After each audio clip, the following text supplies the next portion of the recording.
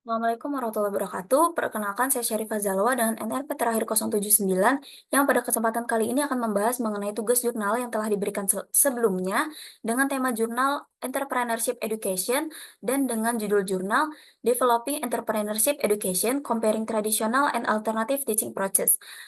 Untuk kutipan yang pertama saya ambil ada pada halaman pertama juga, yakni membahas mengenai selama 15 tahun terakhir telah terjadi peningkatan minat terhadap topik pendidikan kewirausahaan.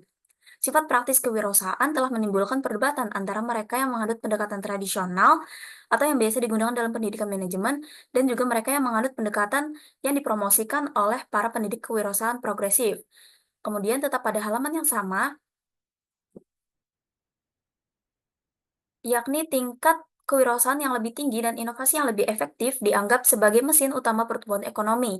Jadi jurnal yang saya ambil ini membahas betapa pentingnya pendidikan kewirausahaan dan juga pendekatan apa yang lebih efektif dalam mengajarkan pendidikan kewirausahaan ini.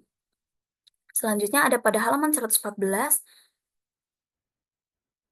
saya mengambil kutipan mengenai perpaduan pendekatan tradisional, misalnya ceramah dan seminar, dengan pendekatan yang lebih bersifat giat dan interaktif, misalnya kunjungan perusahaan, diskusi mendalam dengan wirausahawan nyata, kegiatan, dan sebagainya, memberikan gaya belajar terbaik bagi wirausahawan yang baru lahir.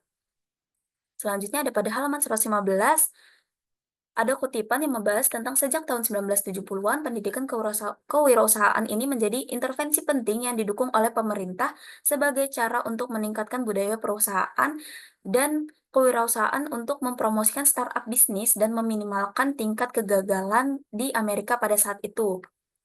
Dan yang terakhir ada pada halaman 135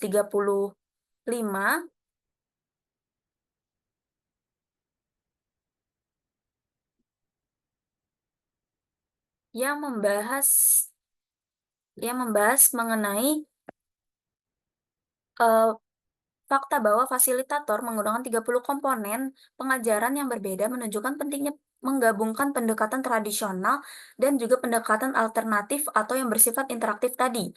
Hasil ini sependapat dengan Viet yang menunjukkan pentingnya menghubungkan teori dengan tindakan dan pembelajaran berdasarkan pengalaman.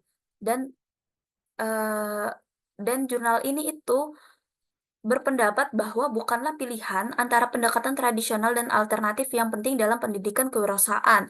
Namun yang penting adalah bagaimana kita menggabungkan fungsionalitas dan manfaat timbal balik yang ditawarkan oleh kedua pendekatan tersebut.